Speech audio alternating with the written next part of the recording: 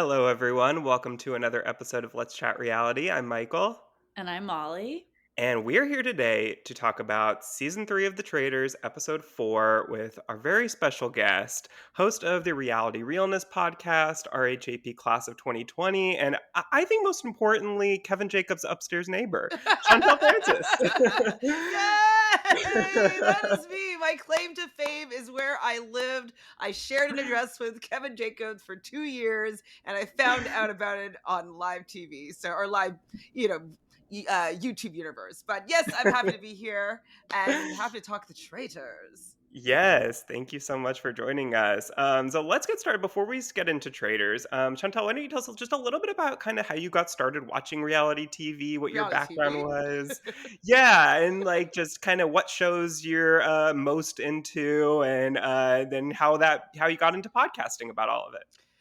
So I have been watching reality TV since the beginning, I think. When I was young, I went to an art school, and so I was always interested in seeing young talent. So I watched Star Search was a show that I watched every Ooh. Friday night with my mom and my brother. And so I watched that. I also had a friend that was on the Mickey Mouse Club, so I watched the Mickey Mouse Club. And actually, that's kind of a fun story. I'll tell it like really quickly. Is that Yeah, like go I for was it. actually preparing, a dance with my friend. We're going to audition for Star Search, and she's like, oh, she couldn't do it anymore because she got the role of being on the Mickey Mouse Club. So I was like, oh, too bad. I never ended up auditioning for Star Search. But then she had her bat mitzvah and invited all of her friends to her bat mitzvah in Toronto. And so I got to meet and dance with Justin Timberlake and JC Chasez when we were 12 and 13, like on her checkered night floor, Whoa. like dance floor at her bat mitzvah. So that was my kind of claim to fame in middle school. But it's like I was always involved in the arts, and I loved seeing those competitive arts shows and where we could see like young kids competing in that way. So my dad, he was randomly watching on MTV Road Rules, and he saw this guy named Abram, and he was like, "This guy was just so wild." He's like, "Chantel, you need to go and watch this show." So I'm like, "Okay, what's this?" So I go and I watched this season of Road Rules, and I was like, "This is amazing. What is this?" And so I went back and I started watching them all. I went to the library. I would rent VHS tapes of Road Rules and Real World, and I just started watching them from the beginning, and I got caught up. And then I've been watching Road Rules, Real World in real time ever since, which then became the challenge. So I've always been watching the challenge since the day that it began. Um, and then I was started watching, obviously, Big Brother and Survivor. They both started around 2000, 2001, like around that time. Yeah. And I remember sitting and I was working at this bar, and I saw the video for Survivor, and I'm like, this is amazing. You're going to win $1 million for living on an island? Like, what is this? So I started watching it from the inception, and I was hooked from day one.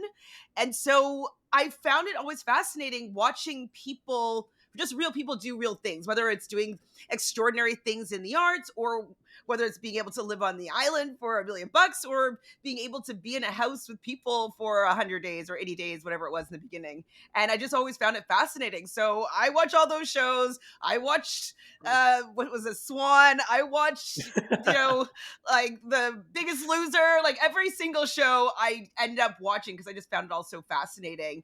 And I was at the right time. Like I was just either a teenager or like a young adult when a lot of these shows started. And so I was kind of the same age as all of them growing up. So when I see a Boston Rob, I'm like, I had a crush on Boston Rob when like he was like a couple years older than me, and he was so cute. And even Dr. Will, I had a crush on him because I watched season 2 of Big Brother live. And at that time, I was like so excited about Big Brother that ever hear of ICQ? No, I don't So think it's like a so. chat service from like 1997 to like Oh, 2001. Like it was so long ago. yeah. And I used to go in chat rooms and find a key to get the stream so I can watch the live feeds of Big Brother on my TV. Like I was doing Oh this at my like in gosh. 2001 or whatever it was for season 2. So I just have always just been interested in seeing real people do things on TV. And at that time, Canadians weren't really able to participate. So it was always something that was just like amazing, like that people got these opportunities to win all this money playing these kind of game shows for my entertainment. So I don't know if I answered your question, but I've watched Yeah, them all absolutely. and I love them all. And I've seen them all from the very beginning for the most part. Yeah, I know. Wow. I mean, like I was saying before we started recording here, like you're the perfect person to talk about the Traitors with because you watch all of the shows that all of these people come from, the ones who do come from shows. And, having that background on all these people kind of just adds another layer of enjoyment to this show, I think. You can enjoy it otherwise, even if you don't know any of them or don't know half of them or whatever. But I think having the background of all of them just makes it even that much better. So, 100%. Like I do recap the Traitors as well on my channel with Melissa Best from season 1 of Canada's The Traitors, and she's mm, not as big of a reality fan as we are, and so she hasn't seen everything. So I had to like explain to her Scandival. I'm like, oh, like, wow. like just stuff like that. I'm like, oh, you don't even have that understanding and reference points. So when Alan's throwing jabs at him, like he didn't even catch that, or when Chriselle is throwing a jab at him when she's Hmm. voting, she didn't catch these things because she was not part of like that whole zeitgeist of this phenomenon that was happening when Scandival was going on. So I think for people like us that have seen most of these shows, I think it adds a level of fun watching it because there's just so many references layered in that Yeah. becomes fun to figure out and see. Yeah, absolutely. So then who were you most excited to see when this cast was first announced? Most excited. Do you know what? To be honest, she went out first, but Dorinda. I was Yeah, really excited to see what she was going to do because I've seen her obviously on the Housewives. I watch, I'll say 85% of the Housewives. Like sometimes I watch like 10 seasons in a row and I fell off for a couple seasons. So I haven't seen all of the Housewives, but I'll say sure. 85% or so. But I've seen quite a few seasons of Dorinda, and she's just so nuts that I wanted to see how she would do in the round Yeah. table as a trader. Like, however, I just wanted to see her what she was going to do because she's just so unpredictable in that way and I would never picture her in that environment. So I was really excited to see her, and I was really excited to see Bob the drag queen, Mm, especially learning that he was going to be a traitor because I was hoping that Peppermint last season, I was like, yeah, Peppermint would be such a good traitor. And then that didn't happen. She went out early. And so I was like, okay, Bob the drag queen coming in here, like that's super fun. I can't wait to see how he plays. And he's been super fun up until this episode, of course. yeah, yeah. All right. Well, then we can go ahead and get into this episode then. So it starts with Gabby in the bar area. We come back from our cliffhanger from the last episode, and we discovered that she did hear Danielle's voice coming from inside the bookcase in that secret room, but the traders were able to leave the room without anyone seeing them because she turned away when she heard the voice and didn't want to get seen. Now, I kind of I have mixed feelings on whether that was a good move for her. Because, like, on one hand, it's like, yeah, that way you hear one voice, you kind of have that in the back of your mind, and then you can have that information to yourself to keep in your back pocket to use when you need to without any of the traders knowing, anyone knowing. But then on the other hand, I feel like then it's like, oh my God, who else is in there with her? And she's not in there alone, obviously talking to herself. So then it's like, I don't know, like, is that a bad thing if they see you? I don't know. Molly, what do you think? What do you think she made the right move here?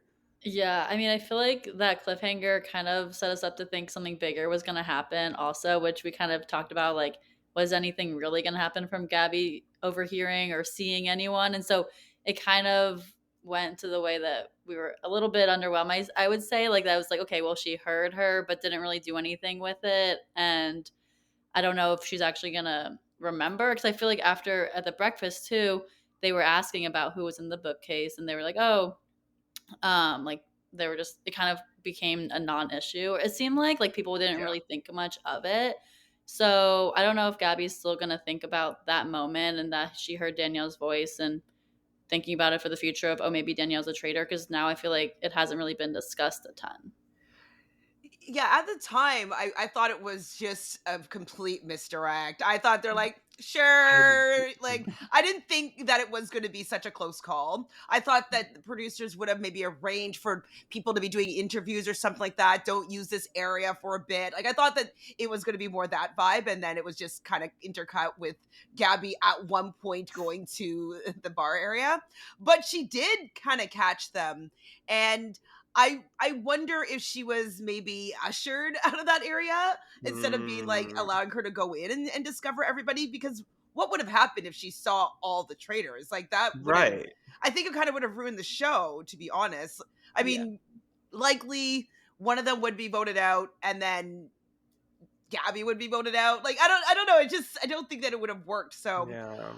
I do wish that she used that information a little bit better, maybe immediately tell some people about it, because maybe that all the traders were there at that moment, and so she wouldn't necessarily have a trader eavesdropping if she was telling what she had heard, that she had heard Danielle, and then maybe allowed it to build in a different way, because when she was able to confront at the breakfast table, it was so easy for everybody to deflect. But I do wonder if it's going to invite like Danielle back in the butt, because we had Bob being like, "Well, I was there," like, yeah, and then be like, "Oh, wait, Bob was there, and he was a traitor." So I Yeah. wonder if now it might come back that, wait, who else was in the bookcase? Mhm. Dylan. Interesting. Right. I do think that Danielle did a good job of answering that in that moment, though, because I feel like if I were in that moment and I didn't expect somebody to have, I didn't know that anyone saw it, and then they just kind of confronted me in front of everybody, I don't know that I would have like a quick answer like she did, like, oh yeah, I was in there with Dylan. Because like then she, like, it was a different time, obviously. Dylan knows that was innocent, and then you kind of able to make everybody second guess it, at the very least, whether that was actually something suspicious or not. But yeah, no, that would have been, I don't know, if she had caught everyone, I really, like, the game just kind of ends at that point. Like, I really don't know what would have happened, but I guess they, yeah, probably, like you said, I think that the producers weren't going to let that happen. They're probably like, But, just go this way, Gabby. yeah. But even worse, they leave the door open when they leave. I Like, was freaking out. I was like, okay, rookie. It does end up saving them in the end. yeah, yeah. It does work out in their favor, but like that was sketch. I was like, this, yeah, these traders suck. Yeah, gosh. And I mean, a lot of them, like, they're not rookies at games like this. I mean, Rob and Danielle are in there. Like, I can't believe that they would make that mistake. But then I guess maybe that was something that they did on purpose so that other people would walk in. I don't know. They haven't said that as far as I know, but it did end up saving them a bit. But Dylan then does go in there after the doors open and gets very suspicious that something is different in there, trying to figure it out. He gets really close, it seems like, but doesn't quite mention the coffin that has the list in it. He thinks that they're too late, that something's going to happen. And yeah, I mean, God, Dylan is the surprise of the season to me. The fact that he's even like, even though he didn't quite get it, the fact that he's even on this thought process and gets so close is so impressive to me for somebody who's never played a game like this. I did watch a clip of his brother, Zach Efron, talking about Dylan being A on the very nice show. person. He's a Yeah. very nice person, yes. And a great actor. And he was saying that he thinks that his brother was going to do really well, because growing up, they would play a lot of games together. He would always win. He was very competitive. He was very good at those type of games. And so he expected him to excel. And so he's a Hmm. gamer, which is fun. And I wonder if this is going to be like the entry point into his reality TV gamedom, because he's a fan of Survivor and he's Yeah. doing well in the Traitors. I can totally see him being asked to do like Celebrity Big Brother or something else, or Deal or No Deal Island. I can see him being on the call list. Yeah, Yeah. no, I was glad that Dylan was like exploring and trying, like seeing things that differently than other people are, like at least going into places maybe he shouldn't be, like those things that make the show more fun. I think that he's been a great addition. So I hope to see him more as well. Yeah, I think that a lot of people are comparing him to Pilot Pete just in terms of like the surprise factor of it. But like Pilot Pete, I feel like he's as if Peter had any sort of game knowledge going into the season and actually like didn't have this feeling of like good versus evil and unable to like be a traitor when he was, they tried to recruit him. Like, he just like what morally couldn't get himself to do it. And I feel like Dylan doesn't have that factor in it that makes him even better. And I could see him absolutely going really deep into this game unless the traders think that he's getting too close for comfort and they knock him out at a certain point. Well, it seems like Rob wants to keep him close. And so at Yeah. this point, I think it's beneficial for Rob to have him in the game. And so unless he starts pointing towards Boston Rob, I think that he'll probably stick around for a bit, which I'm happy about. Yeah, me too. Well, then everybody meets Alan outside of the castle and reveals that Jeremy, Nikki, and Sierra have been selected to be on the traitor's shortlist to get murdered. They get into their coffins and they're given the opportunity to give one final plea here. Now, Sierra's is the final plea that kind of ends up being a little bit of a factor here. So she says, quote, "You know I'm an effing faithful. I hope you believe me when I say that. I want to find you and effing hunt you down." Uh, what do we think about this as her final plea here? Was this a mistake? It's very in character for Sierra. Yeah. Um, I mean, I think it should be proving that she's just like, I'm so mad, I'm a faithful, like you put me in here, I'm coming to get you. Like I can understand someone that's not a gamer thinking that this is the type of plea that she's supposed to be having, but it definitely backfired on her, as to people thinking that she should have done it a little bit differently. Yeah. Molly, what do you think? Yeah, I agree. I feel like this didn't really do her much, like, didn't do her any favors here because obviously later on people think she's a traitor now because of this. So, I mean, we know that she's not, but the rest of the cast doesn't. Yeah, I feel like you just like I don't know if I were in that position, I feel like I would almost want to like throw out some crazy accusation that's totally like I know is wrong or like I assume is wrong, like the person I least suspect or something, just to like the traders kind of think like, oh, maybe they're on totally the wrong path and we want to keep them here. I don't know. That's maybe the direction that I would go in, but like I That's what don't I would really have know. done for Jeremy. If I were Jeremy, Yeah. I think that was a complete missed opportunity for him when he didn't say, the only person's name that I have said has been Danielle's. So if I die, Mhm. then Danielle is 100% a traitor. And like just go really hard that way. Cause I think that would spook Danielle. As soon as Danielle Yeah. feels as though someone's coming for her, she needs to pull the trigger. But if it's super obvious that it's her now, I think that she might have at least second guessed it because it doesn't look like she wants to be on defense mode. When Carolyn had suggested, like, hey, we should maybe kill Brittany, and she didn't want to look like it could have been her. I think that that would Mhm. have been the route for Jeremy to go, even if he still died in the end. I think that that would have been the best plea. Not like I'll work with you. Like, Right. no, I'm going to call you out. You're going to save me, and then I will work with you until I take you out of the final five or whatever it is. Yeah, I'm kind of surprised that like this. I know we're not that late into the game, but I'm kind of surprised that even like at by this point, that Danielle still feels like anyone getting out Brittany would be suspicious of Danielle. Because like there hasn't been anything during this season that we know of that would cause them to think that. Like that would still be like this past history that I feel like at this point in the game, Nobody really that cares. past history that hasn't impacted this game so far. I don't know that I would be like that. That would even come to mind by week 4. And I think it could be a big cover that it's not her to be like, well, I 100% would not be choosing Yeah. Brittany to be murdered. And like, and she could use the I'm being framed model. Hmm. I thought it was a bad move when she's like, if Brittany doesn't come in here, people are afraid I'm being framed or whatever she had said the episode Yeah. before. And I was like, Danielle, like, Oh god, the overacting is killing me, and, like, I feel like I don't remember that about her from her time on Big Brother as her being such a bad actress, but, like, I guess I mean, I'm watching Taryn's, like, BB retrospective, and when he just did BB3, and he was kinda saying, like, yeah, this is kind of what he expected, like, based on, like, her watching her on Big Brother 3 and then watching her here, that it does kind of fit, but I guess I just need to watch that season back because 'cause it's and been way she too was long. like what 20 something years older younger, Yeah. so definitely different. She was pretty dramatic. um like her diary rooms were pretty. That's the reason why she didn't Yeah. win, was people actually went back and was able to see her diary rooms. um She's definitely overacting. I think that she just doesn't know how to play the Traitors, and I don't think she's watched enough Yeah. or seasons. I don't think And she's that watched. surprises me. I feel like she's someone that would do her homework, but maybe she only watched the US seasons and like there's only 2 of those so far, so it's not a ton of to go off of, but yeah, I mean she's still there, And hey, she's we're playing not better than Dan. Oh yeah, that's not hard to do. But the next morning at breakfast, Robin says to Chriselle, Gabby, and Dolores, they're the first 4 in, and she says that she thinks whichever 2 survive the coffins are traitors. That she thinks 2 traitors are in there, and whichever one survived, they're both traitors.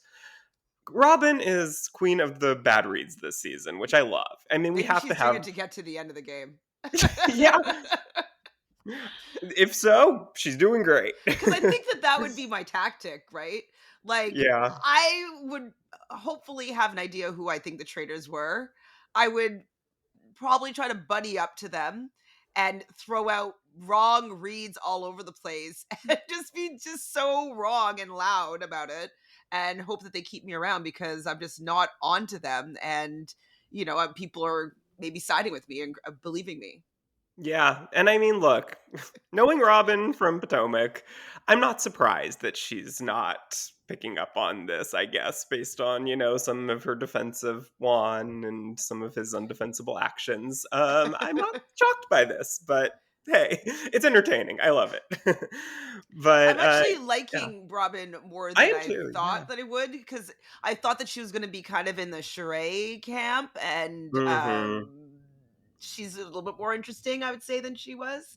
Yeah. But I would say, sure, I wish that Robin and Dolores were the ones that were gone over Ion and Dorinda. Oh, I yeah, wish for sure. those. For sure. But I guess the way that I think about those 2, I feel like if they hadn't left then, they weren't super long for this game. Like everyone was already suspicious of Dorinda. So I feel like even if she hadn't That's been good murdered there. though. Right, no, but I feel like she just would have it was Right. I I mean, don't she think would it be was smart for them to banished kill her, but I soon. think she would have been banished right then. So yeah. So I mean I think we would But have wouldn't you would lost have her then. loved to see her defend herself at the round Yes. table? Like she Yes. would I would. Yeah. right. Oh my god. Oh my god, that would You have been got amazing. robbed. Yeah, we were. We were.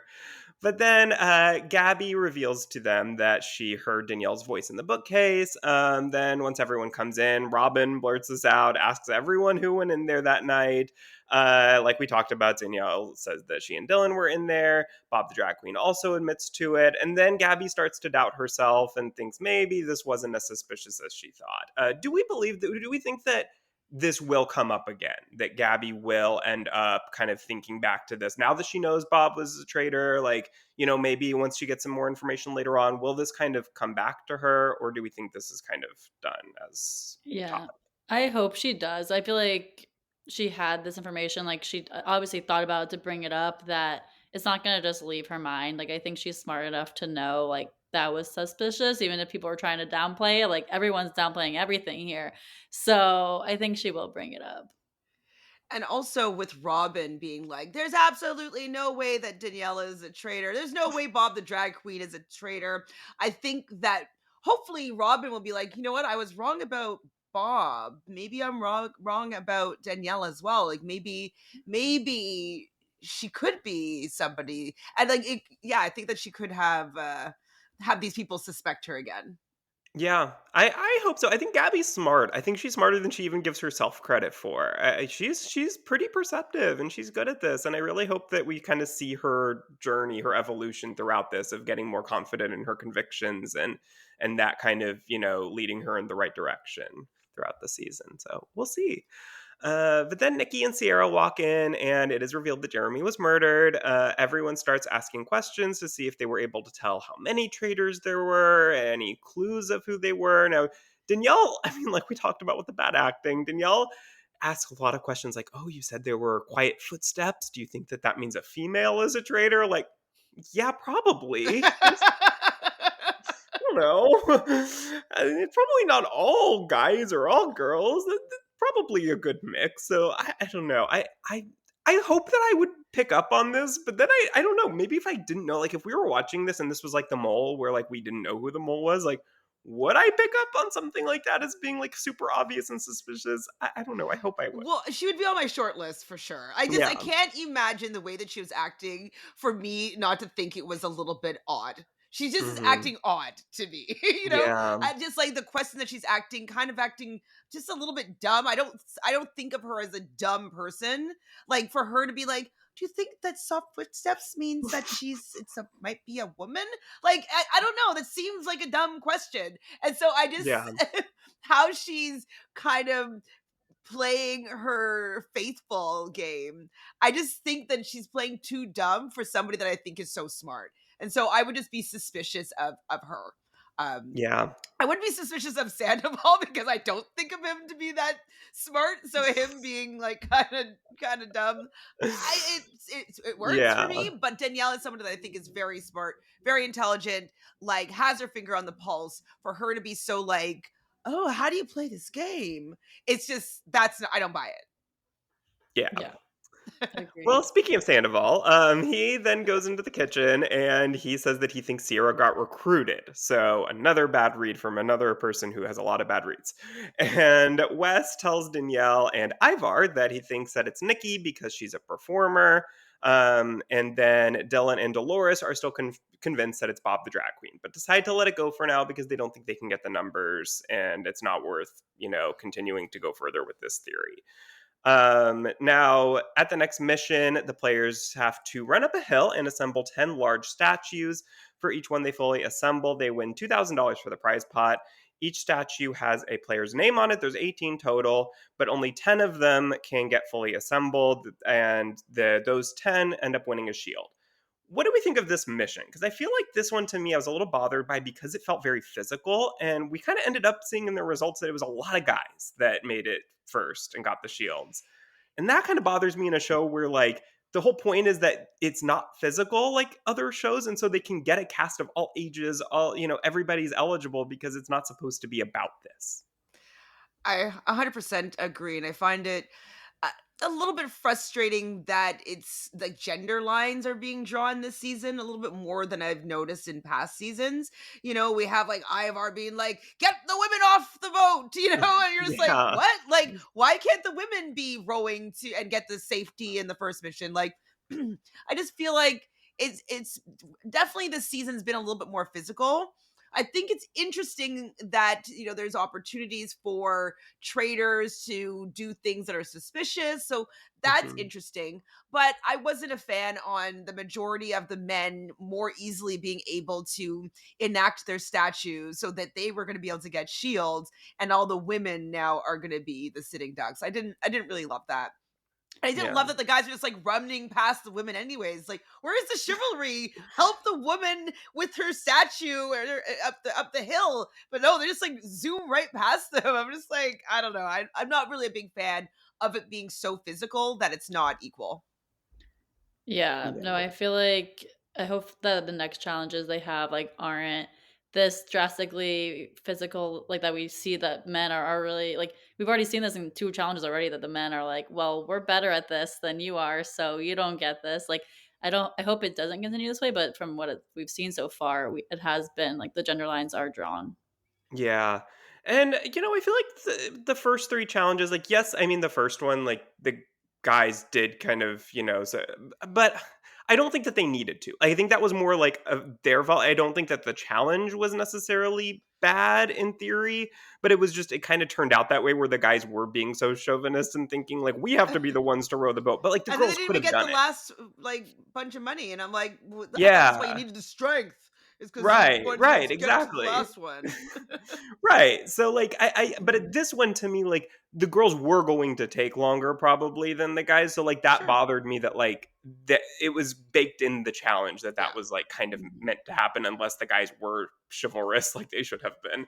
And But I'm also I'm of two minds, but I also feel a little bit like I wish more people were up for being murdered.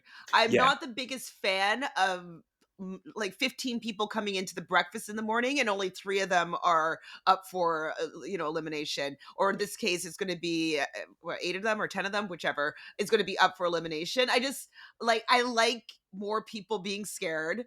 I like people actually being surprised by who's coming through the door, not knowing who's safe. I wish I liked that element of the game. And so hopefully not as many shields will be given out in future episodes, because I do think that takes away a little bit from the breakfast scene for me. Yeah, no, there have been so many shields given out. It feels like that, like, I forget, like, there's like 5 people left, that could actually be Mhm. murdered that, like, you don't want, and I don't want any of those people killed either. So it's sad to think about, like, that there's so many fewer people up for that murdering. Yeah, I agree. I just think that the challenges, like, I feel like every season they've done a little bit better in terms of making the challenges worthwhile watching. Because I do think that this season, like, there are more choices to be made in these challenges. And I do like that aspect of it, that, like, it seems like things that happen in the challenges are impacting when they go back to the castle, like, are causing drama, are impacting the game in ways that, like, especially in season one, they never did. And so, like, I do think that they're on the right track, but I don't think this is the way to do it. Like, I kind of wish that there was a reason for the traders to sabotage. Like, maybe the winner of each challenge, like, kind of like on Claim to Fame, where they get like a really hard clue to decipher when you win a challenge. Like, maybe they do something like that. Like, there's like a really difficult clue about one of the traders or something like You that. put really difficult in, because the clues on Claim to Fame, some of them are very Yeah. simple. Yeah, but then some of them are, like, impossible. Like, I feel like if you just kind of, like, go with the really hard ones, yeah. Like, I think something like that could be interesting, because then the traders would be incentivized to sabotage and try to win so that they keep the clues away from everybody else. And so I feel like that would be something that would, like, people could kind of be on the lookout for, like, oh, who's trying, like, too hard almost to figure this out, or to win this, so that, like, they don't, make sure that nobody else wins. Yeah, I mean, like, definitely the element of having people sit out and are and ineligible for the Yeah. shield, like that did bring in a little bit of an element of trader can use that for their game, and then people can also use that as suspicious actions. So I think that that's a kind of a way that they were trying to fix that problem a Yeah. little bit. Maybe also a side pot situation, or like, Mhm. I don't know if the players should know about it, probably not, but some of the money that the maybe I'm just making it into the mole though. I know, yeah, that's my thing, is, like, I'm trying to make it, like, in a like, somehow make it so that it's not the mole. 'Cause then, like, that is literally, like, if you just try to make them sabotage it, then it just is the mole. But I don't know, I like the mole. Just keep the moles, buy out the mole's format and bring it into this, because this is produced so much better than the mole, but the mole might be a game that makes a little bit more sense in theory. I don't know. But anyways, we'll see in the future if they can kind of, make tiny little edits to make it even better than it already is. But um, we do see that Bob, Harper, Bob the Drag Queen, Brittany, Chriselle, Danielle, Dolores, Dylan, Rob, Tom, and Wes win the shields. And so they're safe from being murdered at the next murdering. The others are the only ones vulnerable. After the challenge, this is the big moment here that changes everything, apparently. After the challenge, Bob the Drag Queen calls out the fact that everyone thinks one of the new guys, Rob, Wes, or Derek, is a traitor. Rob then takes issues with this, thinking that it is putting a target on him. Maybe not this round, but eventually people are going to start looking at him. What did we think about this? Did you take that the way that Rob did, Yeah. or was this innocent enough that Rob kind No. of was overreacting?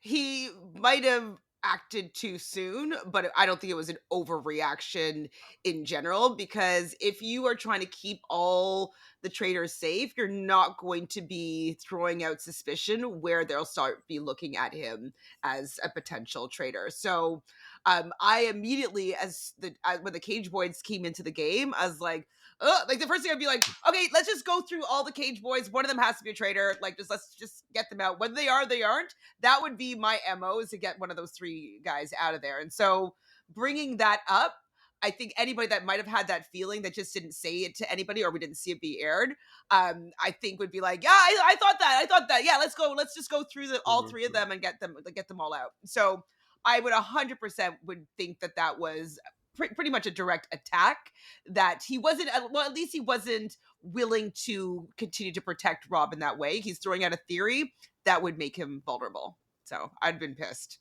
Yeah. Yeah, and Rob is good at picking that up, so, like, if you're attacking anyone, like, don't try to attack Rob because Yeah. he will get back to you.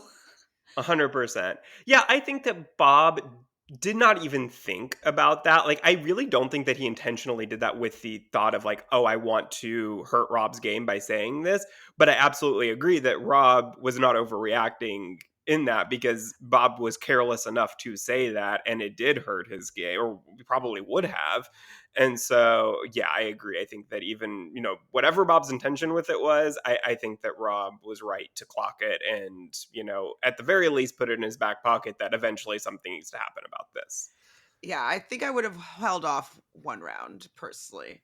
Yeah, I agree, but Rob does want to blindside Rob the drag queen here and tries to rally the numbers together to make it happen before the round table. Tries to warn Carolyn and Danielle, who are not happy about this, don't think that this is the rule. Carolyn, I think, is kind of wishy washy, I guess, like, maybe a little more willing, but Danielle's absolutely not. Bob's her number one, not going to happen.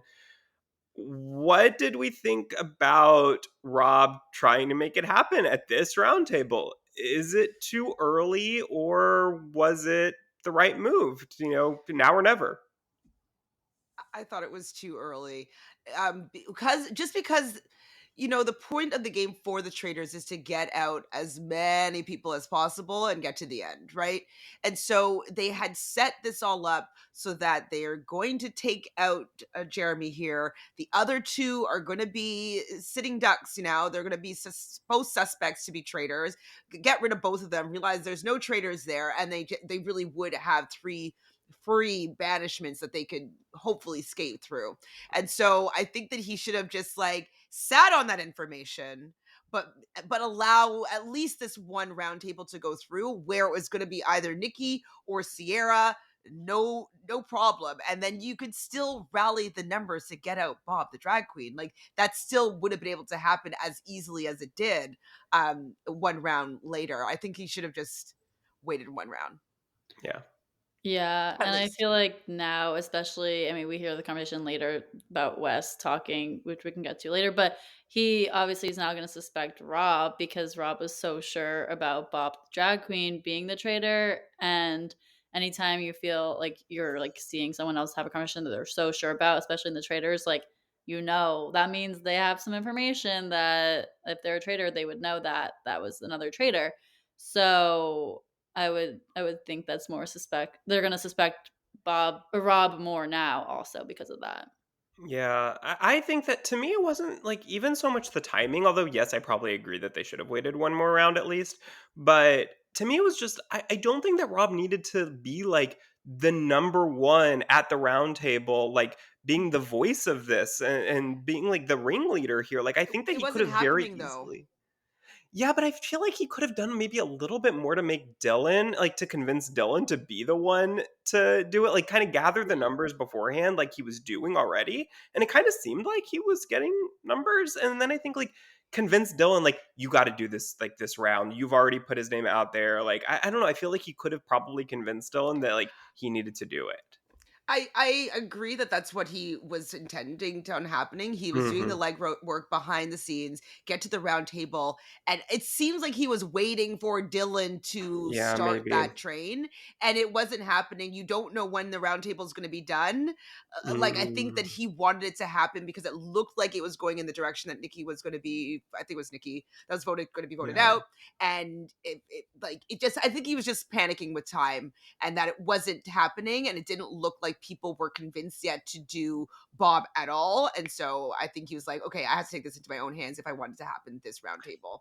So Yeah, I think it was a time factor and that it wasn't happening yet. I could see that. That makes sense. Cause yeah, like I guess I didn't think about the fact that you really don't know when this. Like, it's kind of like tribal council. Like it could go. But like with tribal, even like I feel like Jeff isn't gonna end it until it's ready. Where I feel like Alan is more like, okay, time's up, Like, time to vote. You let's know, go. You're like, yeah, oh shit, who are we voting for? Like you don't yeah, know. yeah. So So that's probably right. Yeah. because like he wants if he's going to shoot at Bob, he wants it to land, right?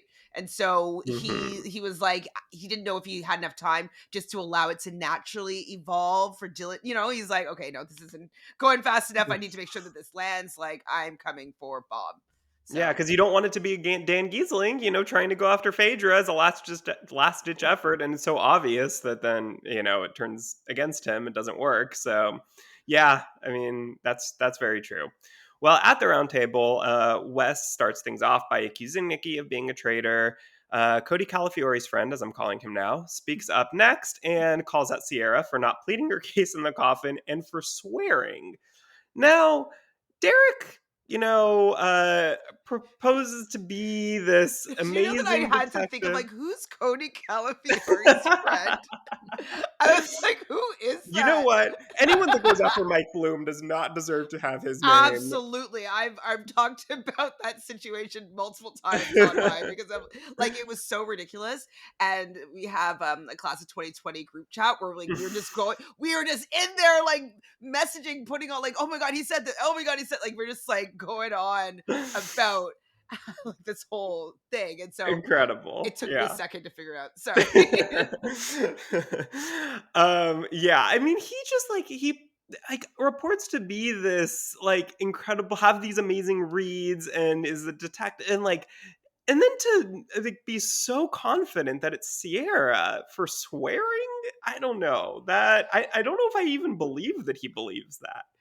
I don't know if you saw another tweet of his because when the whole Mike Bloom situation was going on, I was like obviously angrily looking at his Twitter site or whatever. And somebody asked him, like, oh, so now that the season started, like, would you prefer to be a traitor? And he's like, Oh absolutely yeah. not.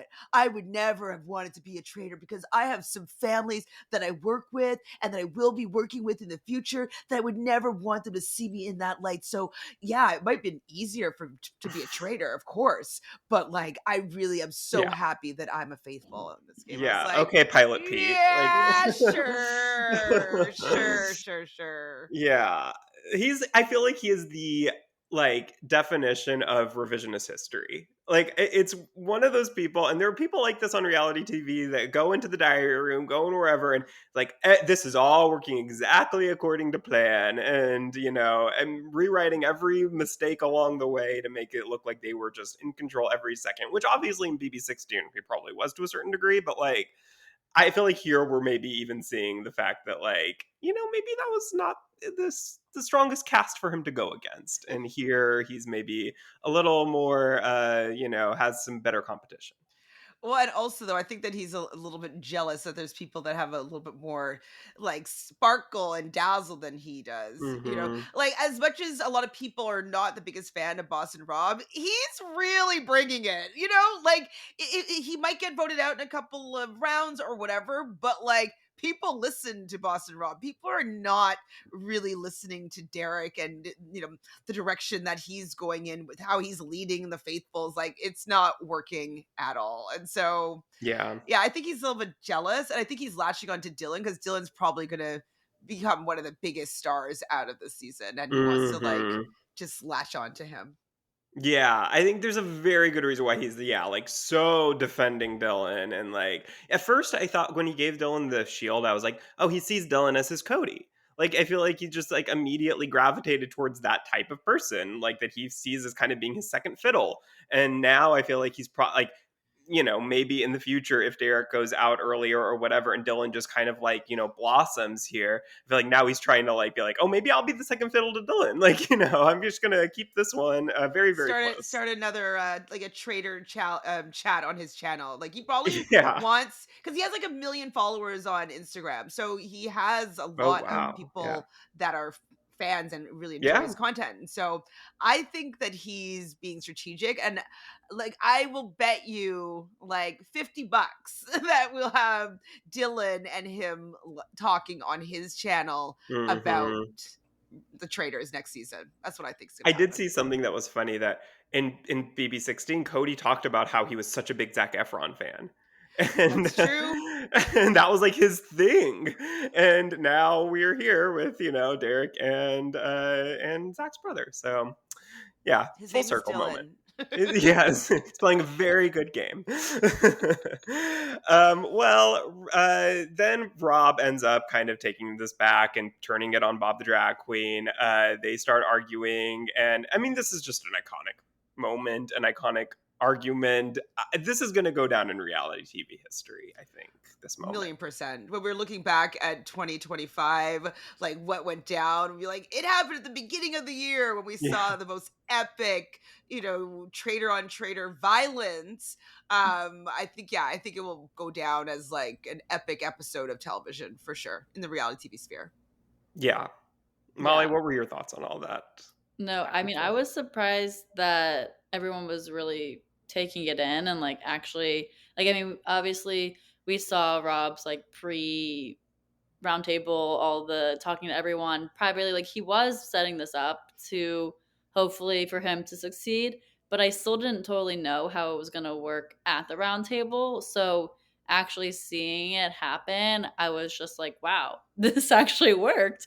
And Bob the drag queen just didn't really have much to save himself there. It just had to be him at that moment.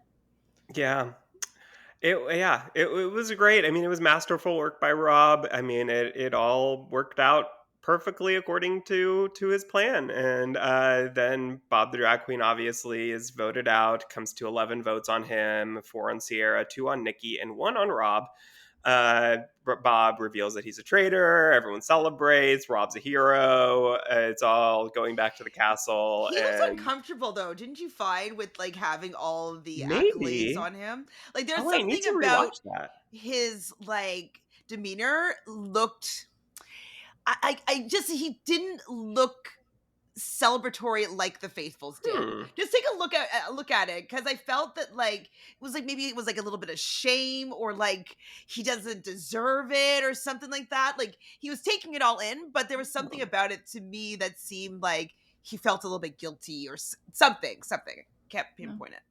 I didn't notice that, but now I want to go watch it back. Because yeah, that's interesting. And that would, I feel like that's one of those things as a faithful that you can kind of like one of those moments where you can kind of look around at everybody and see how they react when somebody reveals that either they're a faithful or a traitor, and see how if you can kind of tell if it's either bad acting, like, not thinking that that's a moment where they have to act. And so they kind of like the mask slips a little bit and you can tell if somebody's not surprised. I don't know. I feel like that's a good moment for faithfuls to kind of look, Like because there's not a lot of those moments where you can to pull a actually Tom like, Sandoval, like Yeah, that's what I was yeah, well, gonna not that say. bad, not that obviously. No, no, no. This But would be the moment to look. yeah. Well, then they go back to the castle, and Wes starts to speculate that maybe Rob's a traitor because his confidence in going after Bob was only you can be that confident if you knew beforehand that you were going to be right. I think that was very, very smart. That shows, Wes's experience in these games coming into mhm. handy. And I think that I'm curious to see if people latch on to that and whether that becomes a working theory in the house or in the castle. Um, as okay, I always think that when they show us things in the preview or something like that, it's always going to be a misdirect. So Yeah.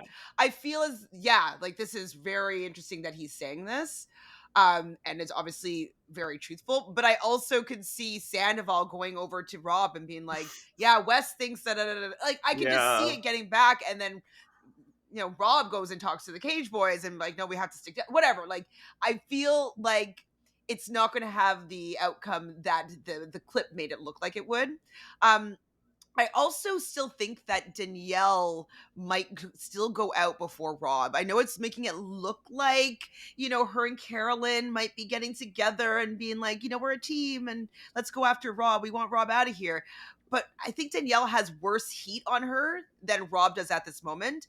And then I think that if Rob has the knowledge, he'll pull in Wes and then he'll push Wes out to be the cage Uh-huh. boy that is the traitor. So that's kind of in my head what I think is going to happen, to kind of get rid of this cage boy suspicion for Rob. Interesting.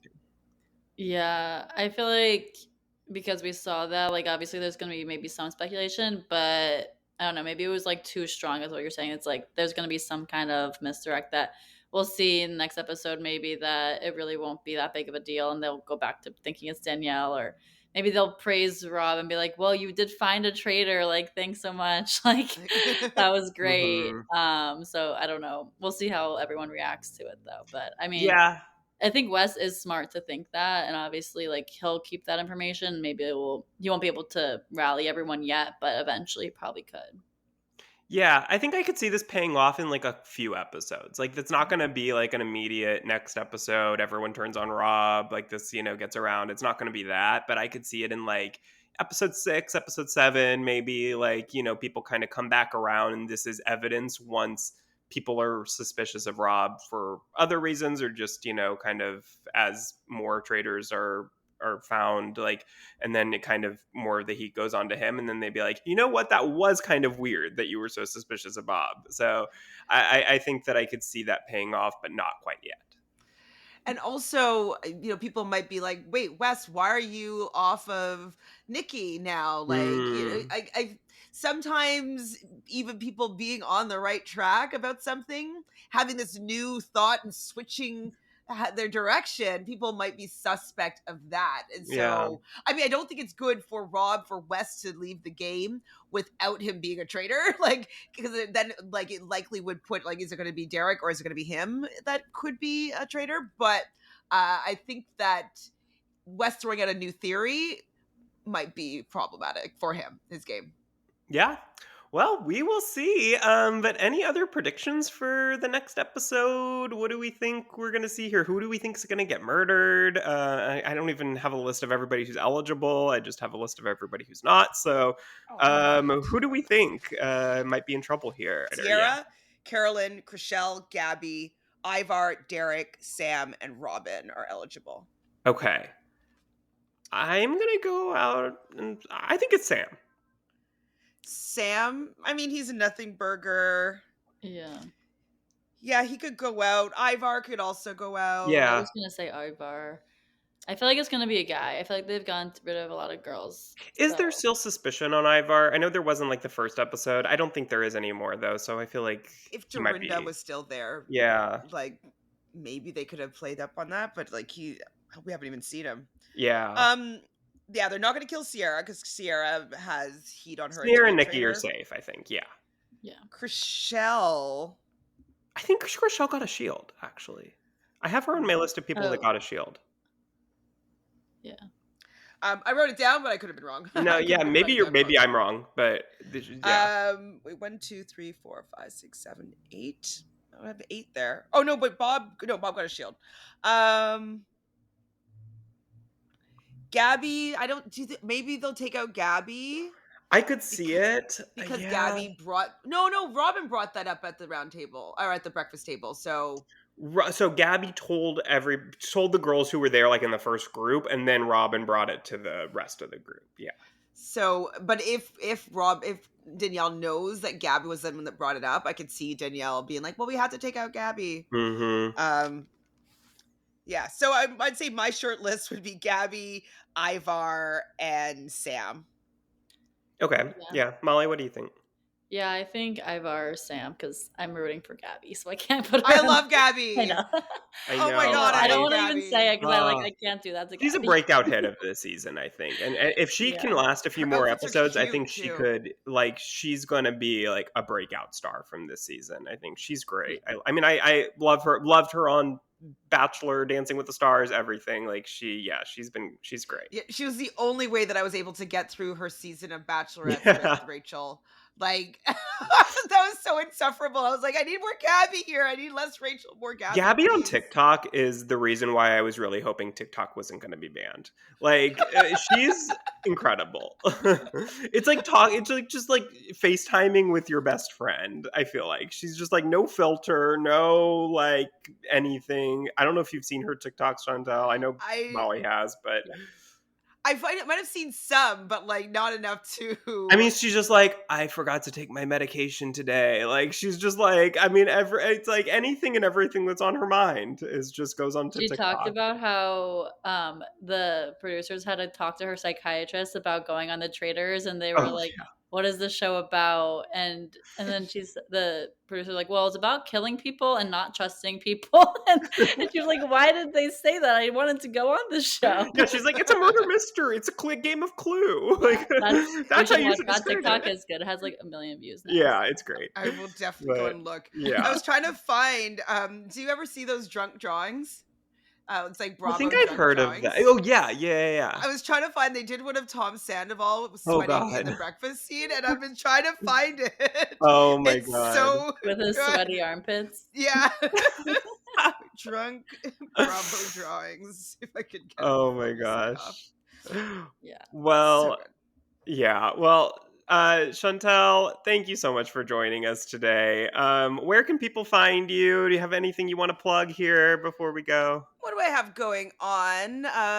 So right now on my channel, I am covering the Traitors with Melissa B from Traitors Canada season 1, and so we haven't figured out a proper schedule yet. So either tomorrow or Saturday, which is my birthday, woohoo! Oh, We will happy be early birthday. covering the episode. And the challenge, I will be going live probably sometime with the next, to either today or next couple days, doing the last 2 reunions of season 40, which has been really fun. We'll be doing a draft soon. On Monday, I'll be on Kiss My Cheeks with Drew Engelman from Angel Cake Entertainment Channel, and we will be doing a game for season All Stars 5 Rivals on her channel. And then, yeah, right now I'm also trying to get back into the habit of Love Island UK All Stars season 2. Ooh. So I've watched the episodes, I've filmed some recaps, and so I need to do some editing and get those up on my channel. So that's Reality Realness with 3 S's. You can find me on Instagram at ShanFranFran, and then all my other links are linked in and out of each other. So you can find me. Awesome. Well, Chantel, thank you so much. This was so much fun. Of course. And we will, thank you so much for listening. We will be back next week and we will be covering Traders and Real House of Salt Lake City reunion. So Oh. excited about that. So stay with us. Follow us on Instagram at Let's Chat Reality, maybe TikTok if it's still around in the next hour by the time this drops. Who knows? But It's here. thank you guys so much. And we will chat with you guys next week. Bye, everyone. Thanks for listening.